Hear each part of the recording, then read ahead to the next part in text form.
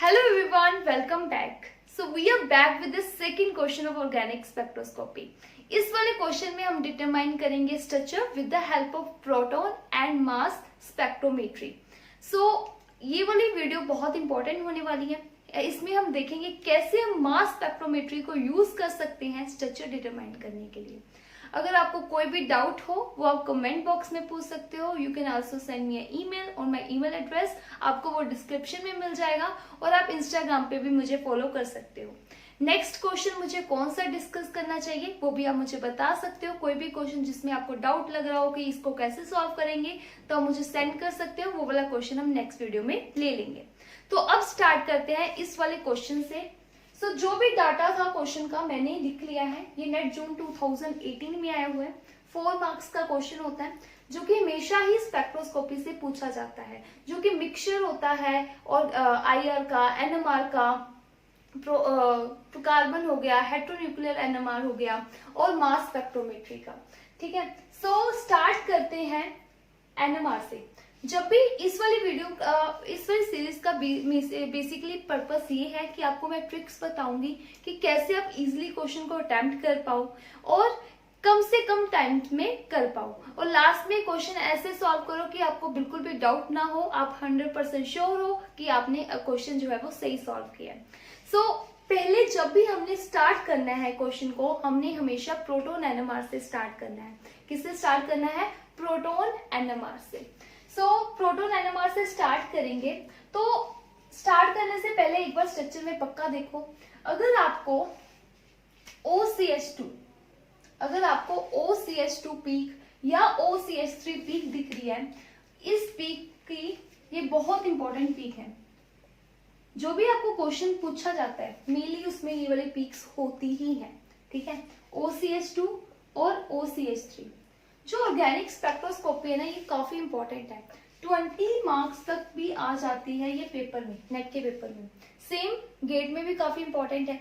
इसको छोड़ के जाना बनता ही नहीं है, बिल्कुल नहीं बनता. और ये इजी भी है अगर आपको समझ आ जाए. कुछ इतना याद नहीं करना, इजिली आप क्वेश्चन अटेम्प्ट कर पाते हो अगर आपको सारी ट्रिक्स और इजी मेथड पता हो कैसे क्वेश्चन को अटेम्प्ट करना है.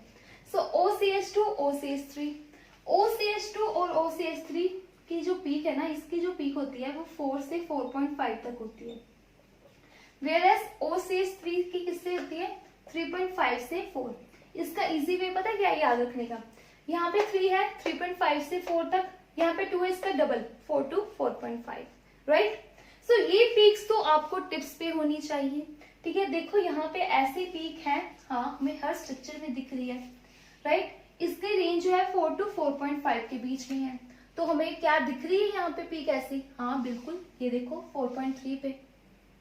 4 वाली नहीं हो सकती क्योंकि इसकी जो पीक है ना कभी ब्रॉड नहीं होती. इस BR का मतलब पता है क्या है? ब्रॉड. तो पीक OCH2 और OCH3 की कभी ब्रॉड होती ही नहीं है. जो ब्रॉड पीक है वो किसकी होती है? मेनली BR का मतलब है ब्रॉड. ब्रॉड मतलब ऐसी करके पीक होगी कुछ. ठीक है, जो ब्रॉड पीक है वो किसकी होती है? जिसके हाइड्रोजन जो हो एक्सचेंजेबल हो. ठीक है, एक्सचेंजेबल मतलब सोल्यूशन में चेंज होते रहते हो. NH2 की और OH की पीक ये हमेशा ब्रॉड होती है. ठीक है, मतलब यहां से हमें पता लग गया जो 4 है ना वो NH2 की पीक है. देखो 4 NH2 हर ग्रुप में है. तो हमने ना ऑप्शंस को एलिमिनेट करते हुए चलना है स्पेक्ट्रोस्कोपी में. ऑर्गेनिक में वैसे होता ही ऐसे है, क्वेश्चन को एलिमिनेट करते हुए चलना है. पर स्पेक्ट्रोस्कोपी में खास ध्यान रखना है, तो हमें क्वेश्चन को एलिमिनेट करते हुए चलना है.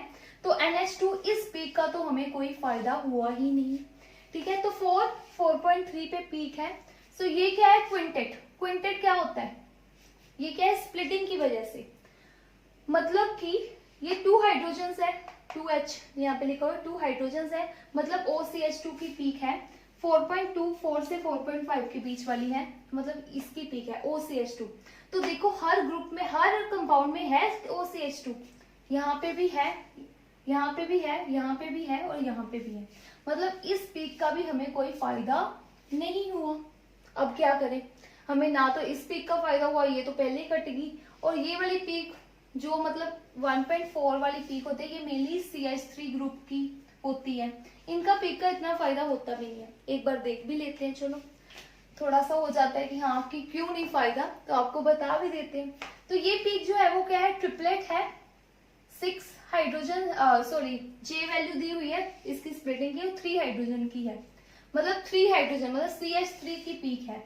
तो देखो क्या है इस ग्रुप में, यहाँ पे भी है CH3 और ये भी क्या होगा, ट्रिपलेट होगा, क्योंकि इसके साथ वाले कितने हाइड्रोजन है, ये CH3 है, इसकी पीक है 1.4, ये 1.4 के ऊपर ही लाई करेगी। ऊपर से 2 हाइड्रोजन ट्रिपलेट आ रहा है, मतलब ये वहां पे कितने हाइड्रोजन होंगे, इसके साथ वाले कार्बन पे 2 हाइड्रोजन, तभी तो ट्रिपलेट आएगा। स्प्लिटिंग कैसे होती है हाइड्रोजन के केस में, स्प्लिटिंग होती है n+1, 2 हाइड्रोजन है, 2 + 1 3, मतलब इसकी पीक किस में स्प्लिट होगी, 3 में स्प्लिट होगी, जो कि हमें यहाँ दिख रहा है 3 हाइड्रोजन, है ना। फिर उसके बाद यहाँ तो आ गए 3 हाइड्रोजन, ठीक है, कोई फायदा नहीं हुआ। तो यहाँ पे भी है CH3 ग्रुप, यहाँ पे भी है, और ये भी 2 हाइड्रोजन के साथ अटैच है जैसे उसमें है। तो सेम से तो ग्रुप लगे हुए हैं, CH2 CH3 CH2 CH3, तो कोई फायदा ही नहीं हुआ इस वाली पीक का। अब हम क्या करें, अब आते हैं, पहले ही सबसे पहला स्टेप यही है, पहले इन ग्रुप्स को ढूंढो, अगर तो है क्वेश्चन में तो इनकी पीक देखो, ठीक है, उसके बेसिस पे एलिमिनेट करो। सेकंड आता है सीधा जंप करो एरोमेटिक हाइड्रोजन, कितने हैं आपके, आपको कितने गिवन है और आपके स्ट्रक्चर में कितने हैं। सो एरोमेटिक रेंज जो होती है ना, ये भी इंपॉर्टेंट पॉइंट है, एक तो ये पीक वाला इंपॉर्टेंट है, उसके बाद आता है एरोमेटिक रेंज, जो कि मैंने अपनी लास्ट वाली वीडियो मैंने ऑलरेडी फर्स्ट पार्ट डिस्कस कर लिया है, उसका लिंक आपको डिस्क्रिप्शन में मिल जाएगा। I would definitely recommend you to watch that video, क्योंकि इन वीडियो से आप इजिली ना सीख पाओगे स्पेक्ट्रोस्कोपी को कैसे यूज करना है, क्योंकि बहुत से बच्चों को IR भी आता होता है, NMR भी आता होता है, लेकिन क्वेश्चन नहीं अटेम्प्ट कर पाते, ठीक है। उसके लिए हमें थोड़ा ट्रिक्स कैसे इन डाटा को यूज करना है to find the structure, fine. So अब हम देखते हैं बेंजीन, ठीक है, बेंजीन है, बेंजीन के जो हाइड्रोजन है ना, इसकी जो पीक है, इसकी जो पीक है हाइड्रोजन की, वो कहां पे आती है, 7.25 पे, राइट, 7.25। अब अगर मैं यहाँ पे कोई भी हाइड्रोजन है और यहाँ पे मैं कोई इलेक्ट्रॉन विड्रॉइंग ग्रुप लगा दूं, जैसे कि CHO, जो 7.25 है ना, अब जो इस हाइड्रोजन की पीक होगी वो ग्रेटर होगी 7.25 से, मतलब it could be 7.6 7.8, right. Next है, अगर यहाँ पे मैं इलेक्ट्रॉन डोनेटिंग ग्रुप लगा दूं लाइक NH2, अब इस हाइड्रोजन की पीक जो है वो 7.25 से क्या होगी, कम होएगी, क्या होएगी, कम होएगी, बस ये पॉइंट को याद रखना है। अब इस क्वेश्चन में इतना नहीं यूज होने वाला ये वाला चीज, पर इस क्वेश्चन में बस हम यही देखेंगे कि एरोमेटिक हाइड्रोजन कितने हैं। तो एरोमेटिक हाइड्रोजन की जो रेंज है वो किसमें लाई करती है, 6 to 8 के बीच में, किसमें लाई करती है, 6 to 8। तो this is the range of aromatic hydrogens, right. अब हमें और कैसे पता लगा, ये J की वैल्यू से, ठीक है, कपलिंग कांस्टेंट की वैल्यू से, जो कि 6 to 8 के बीच में होती है मेनली, जो एरोमेटिक रेंज में होती है। सो 1 to 3 के बीच, 2 के बीच में भी लाई करती है ऑर्थो कपलिंग, ये पैरा कपलिंग की वैल्यू होती है। Ortho coupling 1 to sorry para नहीं, ये ऑर्थो जो कपलिंग है 1 to 2 के बीच में लाई करती है, ओके। अब हम देखते हैं, ये 6 to 8 के बीच में लाई करती है ऑर्थो कपलिंग, ठीक है, 6 to 8 के बीच में लाई करती है ऑर्थो, मतलब अगर 2 हाइड्रोजन ऐसे लगे हुए हैं, ये 6 to 8 में होती है, राइट, यहाँ पे जैसे 8 वैल्यू दी हुई है। 1 to 3 में होती है मेटा कपलिंग, जैसे एक हाइड्रोजन यहाँ और एक हाइड्रोजन यहाँ, तो ये तो हमें बहुत कम दी जाती है, मेनली हमें ऑर्थो कपलिंग ही दी जाती है, जो ऐसे हाइड्रोजन के बीच में कपलिंग हो रही है, राइट। उसके बाद हमने, ये हो गया, हमें पता लग गया 2 हाइड्रोजन जो है वो एरोमेटिक रेंज में लाई कर रहे हैं, एक 7.9 पे है, एक 6.6 है, मतलब बेसिकली हमें इतना पता लग गया कि 2 हाइड्रोजन है। तो देखो यहाँ पे ये वाला हाइड्रोजन और ये वाला हाइड्रोजन सेम इन्वायरमेंट में है, ये वाला हाइड्रोजन HB ले लेते हैं, ठीक है, सेम विद दिस, ये वाला हाइड्रोजन और ये वाला हाइड्रोजन सेम इन्वायरमेंट में है, ये वाला सेम में है, पर यहाँ पे क्या है, एक हाइड्रोजन ये वाला A, एक बी, एक सी और एक डी। डिफरेंट डिफरेंट हो गया ना इन्वायरमेंट, ठीक है। आई होप आपको इतना तो पता होगा। इसमें ये सेम इन्वायरमेंट में है? नो, सेम में कहाँ है, दोनों अलग में है, ये भी अलग में। मतलब यहाँ पे एरोमेटिक कार्बन कितने, हाइड्रोजन कितने हैं, 4 है। वेयरएज हमें कितने क्वेश्चन में गिवन है, सिर्फ 2। मतलब ये वाली ऑप्शन तो सीधा एलिमिनेट हो गई, ठीक है। With the help of proton NMR हमने 2 ऑप्शंस को एलिमिनेट कर दिया।